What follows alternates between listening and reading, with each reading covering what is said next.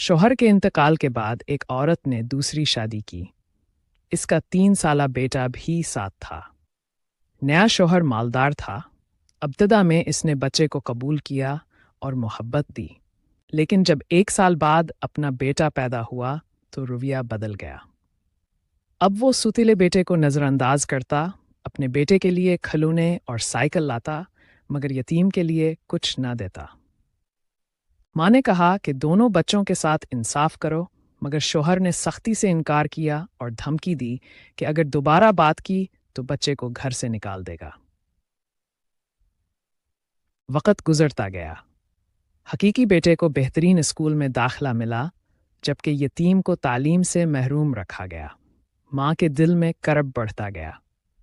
एक दिन शौहर ने कह दिया कि वो इस लड़के को घर में बर्दाश्त नहीं कर सकता। ये सुनकर लड़का अपनी माँ के आंसू पोंछते हुए बोला, माँ, मैं ये सब और बर्दाश्त नहीं कर सकता। आपकी खुशी के लिए मैं घर छोड़ देता हूँ।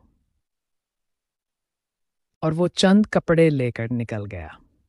माँ तड़प उठी और आसमान की तरफ हाथ उठाकर दुआ की, ए अल्लाह, मैं अपने यतीम बेटे को तेरे हवाले करती हूँ, इसकी हिफाजत फरमा। बेटे ने तन्हाई और गुर्बत के दिन काटे। एक गांव की मस्जिद में पनाह मिली। इमाम ने इसकी हालत सुनकर सहारा दिया, खाना दिया, कुरान पढ़ाया और मस्जिद में खिदमत करने दी। वक्त के साथ वो कुरान याद करने लगा, दीनी इल्म में आगे बढ़ा और इमाम के बीमार होने पर लोगों को नमाज पढ़ाई। सब इसकी नेक तबीयत और इल्म से मुतासिर हुए, हत्ता कि गांव वालों ने इसे इमाम मस्जिद मुकर्रर कर दिया। फिर इसकी शादी एक यतीम लड़की से हो गई, जिसे वरासत में थोड़ी सी ज़मीन मिली। इसने मेहनत करके ज़मीन काश्त की, अल्लाह ने बरकत दी, रोज़ी में कशादगी हुई और आहिस्ता आहिस्ता वो खुशहाल हो गया।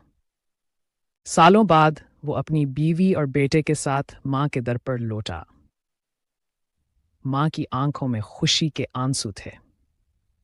बेटे ने कहा, ये सब अल्लाह का करम है और आपकी दुआओं का असर है।